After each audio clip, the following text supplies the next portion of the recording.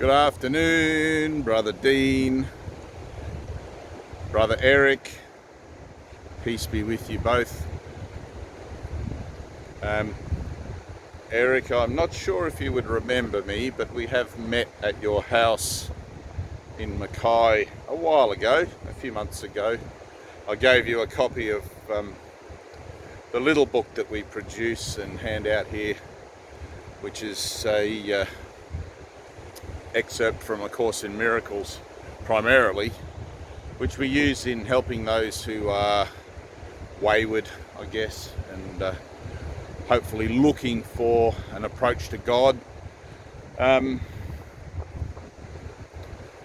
I wanted to start this video primarily to say thank you for the incredible offer, the incredible gift that you're putting together with Dean for a healing centre, a healing farm, whatever that's going to look like, because this place around here desperately needs something, desperately needs an alternative that's more free-flowing and universal as far as being able to make an approach to God is concerned.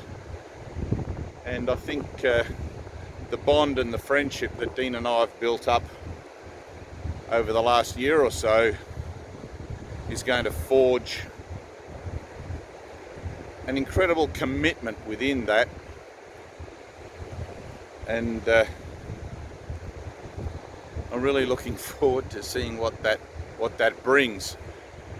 I've been involved in rehabilitation from drugs, alcohol, and obviously the mind training program of A Course in Miracles for 25 years now, and I've seen miracles and had miracles.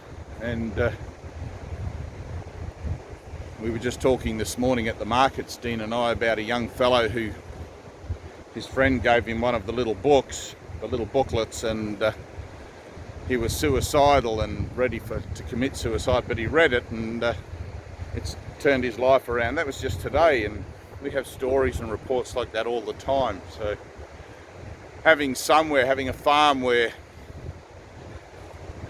people can come and let go of their worldly predilections, I guess, for a while, to learn of a new way would be something so incredible. So thank you. And thanks to God for you.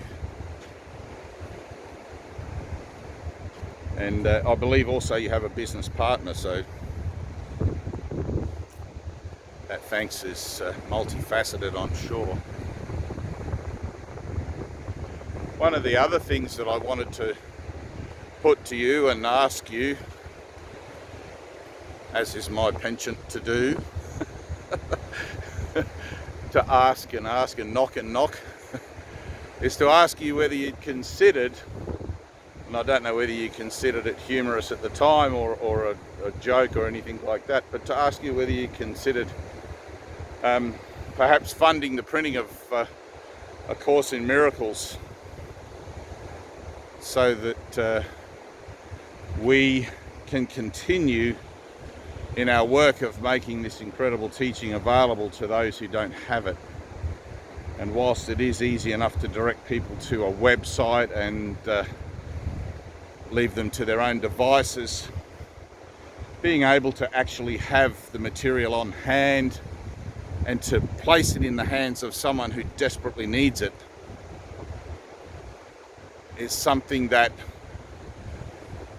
bridges the gap where the ego could easily creep in, that time and that space between hearing and listening to reason and then reaching out to make available to yourself the material and the means whereby to bring that reason into a manifestation in your life.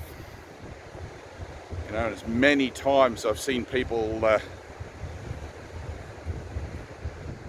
reach out and ask, and in the moment they hear the reasonability of a simple teaching,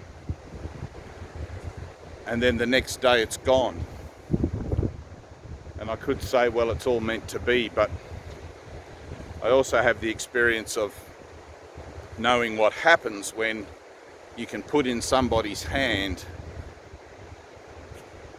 the means for their own salvation, the means for their own liberation from the way they're seeing and thinking and all of that sort of thing, that turns them to drugs, it turns them to alcohol as a means to cope with what they see fundamentally as a meaningless and empty life.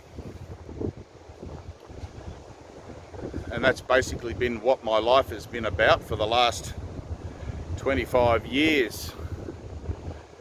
And I guess I don't want to blow any trumpet here, but I run a little fund, a little trust called the Thetford Foundation. I'm the director of it, and we have about $4,000 in the account, which is almost enough to pay for the next reprinting of those little books, which we give away for free. But it takes quite some effort to raise that money to put in there. I have a wife, or I had a wife. That's another story. But I have a family. My daughter and I are, and a business to run, and we have to put food on the table, which happens miraculously some days. And if we have money left over for things, it often goes into that account to help prop it up in times when we need it. But it would be incredible if we didn't have to scrimp and save and depend on the meagre donations that come in here from the left and here from the right. I mean, it's always been miraculous, and we always seem to have enough money in there, but to know that there would be a financier, a benefactor, a patron who would be willing to take the lion's share of the financial responsibility for the endeavours of the Thetford Foundation would be incredible. I wouldn't even know how to express my gratitude to God for that. But anyway, I know that sounds a bit like bowl in hand and begging and all of that sort of thing, but I have it within me to ask you again. I don't know how to ask. I really I don't. I know that if it's meant to be, it will be, and that all things occur for the greater good. So whether you say yes or whether you say no, I'm still grateful. My path goes according to the, to the grace of the Holy Spirit, and whatever it'll be, it'll be. So bless you, thank you, thanks for listening, and Shalom.